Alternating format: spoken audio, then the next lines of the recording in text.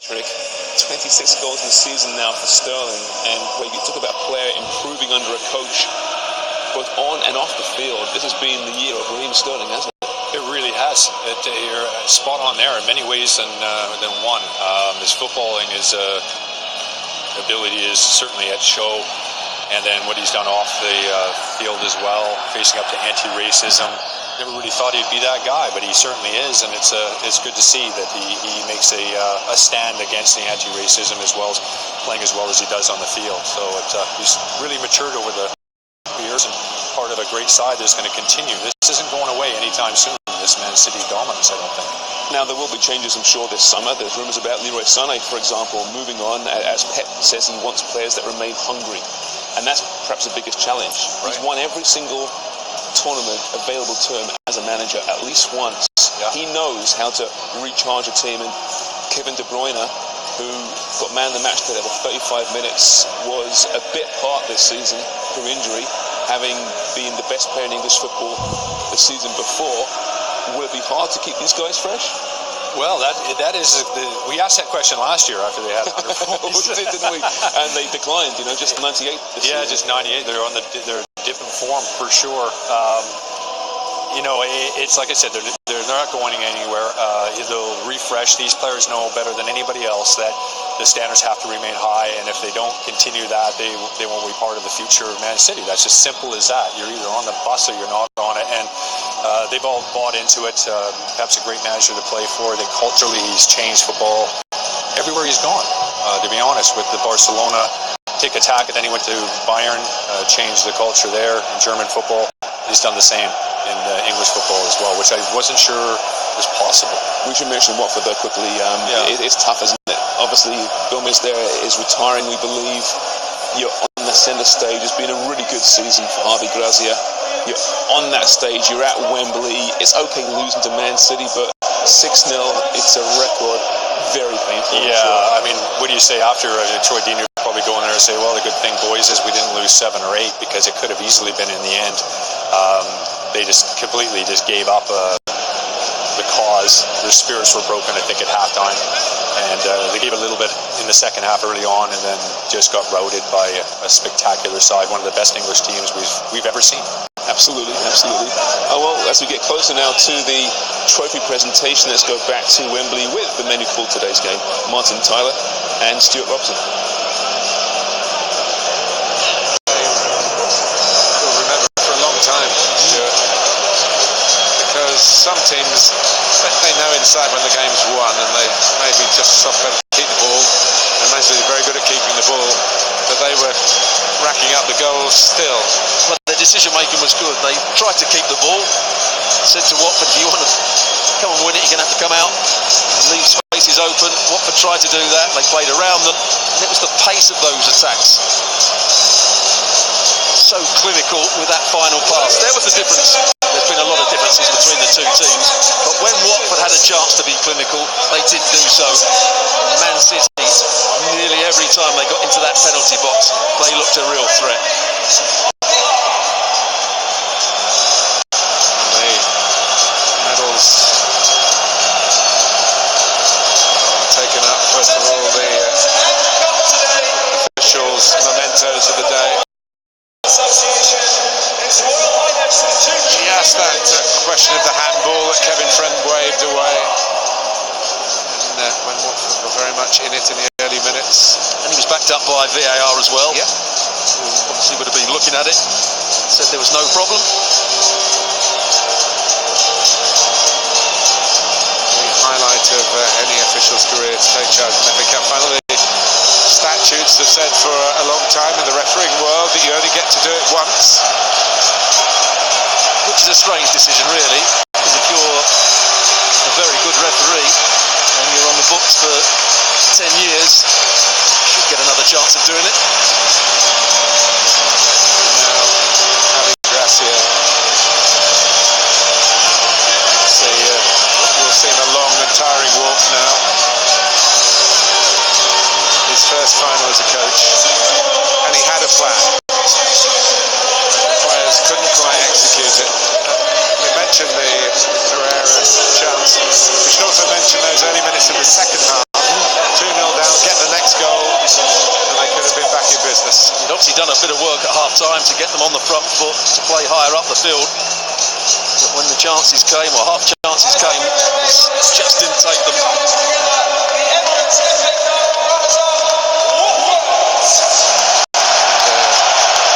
Chastening experience in the end as they chased the scoreline. Of course, Manchester City just cut them apart. I said before the game, every one of the Watford players had to play to their very best to make this difficult for Manchester City, and that wasn't the case. The likes of Pereira, I think, is an excellent player. Didn't do as well as he can do. Delafeu likewise. Toure got himself booked early on, so maybe wasn't able to make too many more tackles. There'll be a certain amount of sympathy here for Watford, which the players won't enjoy too much. It's not a bad luck kind of moment, is it really, when you've been beaten 6-0? You just want to get off, get your medal, probably never look at it again and put it in the back of some drawer. And good sportsmen never like the two words, bad luck. No. And they are good sportsmen. Came through against non-league Woking, then Newcastle. They won away there. They won away at Queen's Park Rangers in the Championship. And did get a home draw in the quarter-final against Crystal Palace. The memory of the semi-final will be a happy memory. It was an extraordinary day. But as you can see from the wish to get on and then get off. Your team nearly stopped them, or certainly gave it a good go in the third round, Woking. So they left a very good impression on Woking Football Club. And we wondered, you shake hands at the end of every cup tie the team beats you, say, well, go on and win it. That was the third round a long time ago in January, but they gave themselves a platform. He didn't say bad luck to you, did he? No, but he did give our manager a bottle of his famous sangria.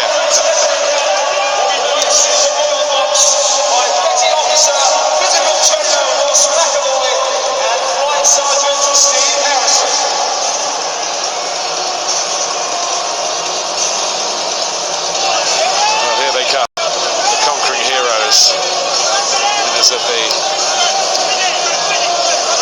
unprecedented treble. Of course, Manchester United got their treble 20 years ago. In Manchester, there will now be a debate. Of course, that included the Champions League, Premier League, and the FA Cup. Domestically, throwing the League Cup, it's never been done before. It's been done now. That completes the set of domestic silverware.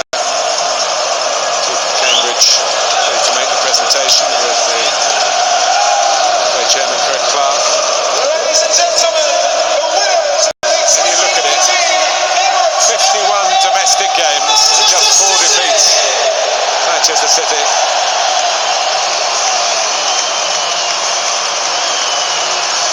They will go down in the record books, and rightly so. Winning is one thing. That's hard enough to do. But winning with such style, throw in their Champions League goals as well, 169. That's also unprecedented for an English club at the highest level. The hardest thing in football is to be creative and open up the opposition at will. Man City have done that for 2 seasons now under Pep Guardiola. First season they struggled. The last 2 seasons they've been absolutely brilliant.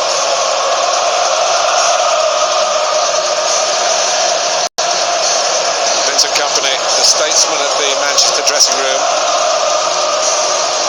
8 years on. When City last won the FA Cup. He's going to hold it up again. The trinity of trophies. The domestic treble completed with the FA Cup. History made by Manchester City. England's ultimate winners.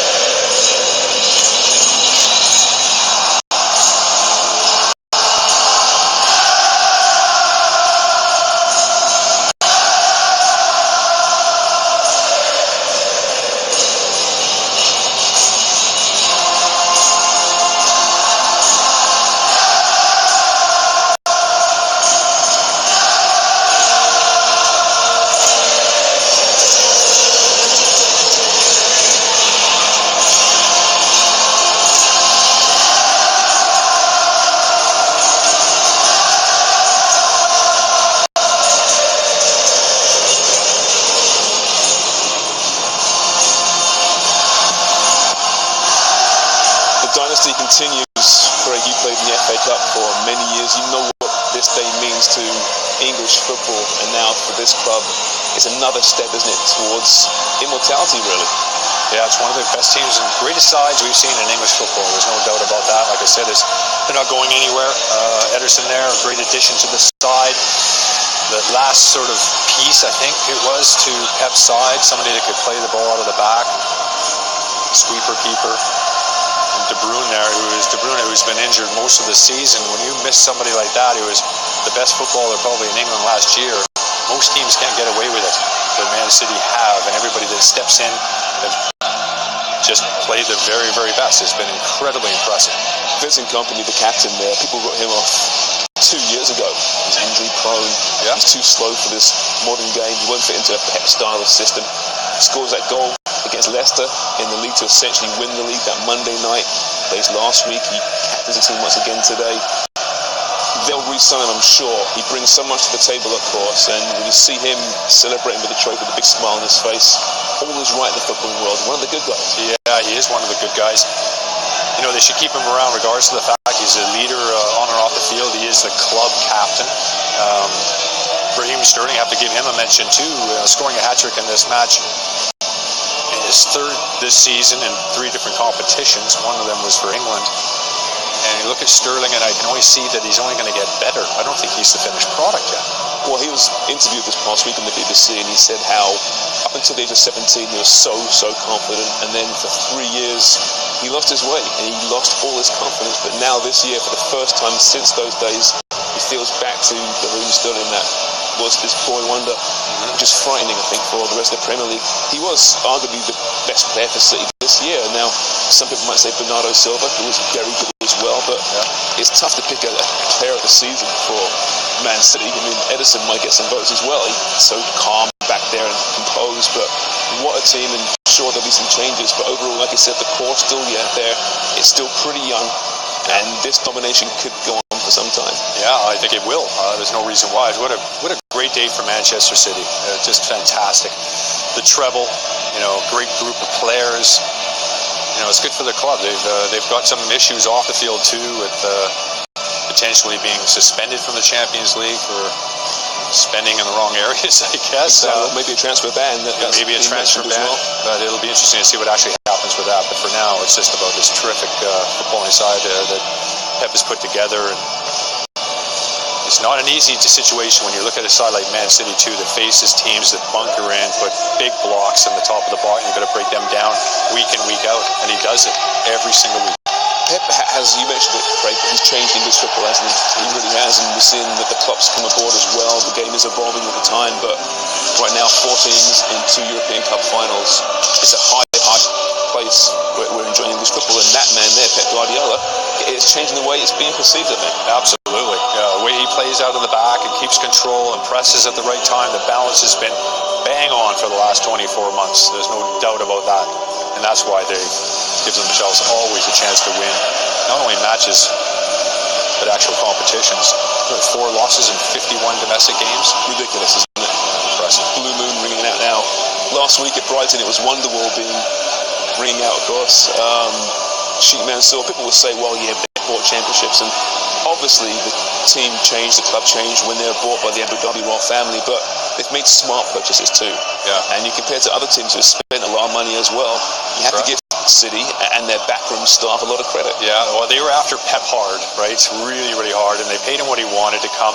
He was obviously very important to bring in the manager that they wanted. He was basically earmarked for them. They brought him in, and he's changed that. And the company's been around that club for an awful long time. You've seen an awful lot of managers come and go too, some really good managers in his time. He's the mainstay, and I think he'll be there for some years to come. I would say just enjoy it right now. Obviously, fans of certain other teams won't be enjoying this, we understand that, but as far as English football and the style of football we're seeing right now, it's a lot of fun. And look at this season for Pep Guardiola and Manchester City. Champs in the Premier League, champs in the League Cup, champs now in the FA Cup. Sure, Europe didn't quite work out this season, but you get the feeling at some point it will work out. What a campaign it's been. Okay, it's time for a break, but we're not finished. When we come back, we'll wrap what happened today at Wembley as City get the job done for the